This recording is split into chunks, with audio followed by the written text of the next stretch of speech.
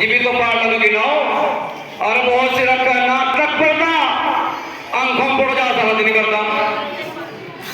ایسی لگواؤ پوری کھب جالی مکہ دور دے دی جا گوریا کالی پیٹ میں پھر دی کھانتی چاٹ اور جب کر دیکھ رہے گھر میں بات بچے پچے کہا گئی ماں مکہ پیٹ میں لگ رہا تو داں تو کھیل دو جائیں ماں اور بہنوں شرم کرو کچھ اپنے پترے کرم کرو یوں ہی کہے تھے ہمارے نبی تم پردہ کر دو بہنوں سبھی سوان کو وہ کر دو پردہ پھر نہیں پڑھنے کا آنکھوں میں کرتا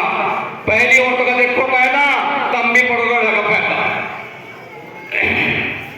تو وہ اللہ تعالیٰ بس ہمیں جو پروردگار ہماری ماں بہنوں کو بھی اللہ یہ فکر ہے علماء کی چپے چپے ادارے کھولنا کہ ہماری نسلیں سمجھ جائیں ہمارے بچے بچیاں سمجھ جائیں بچہ ہو بچی ہو تعلیم سب کی اچھی ہو اس فکر کو لے کر ہمارے علماء حضرات کھڑے ہوئے ہیں انشاءاللہ کوئی موقع لگا تو پھر دیکھوں گا میری بھی بس کمی ہے بس مجلس تو جمی ہے پر وقت کی کمی ہے انشاءاللہ پھر السلام علیکم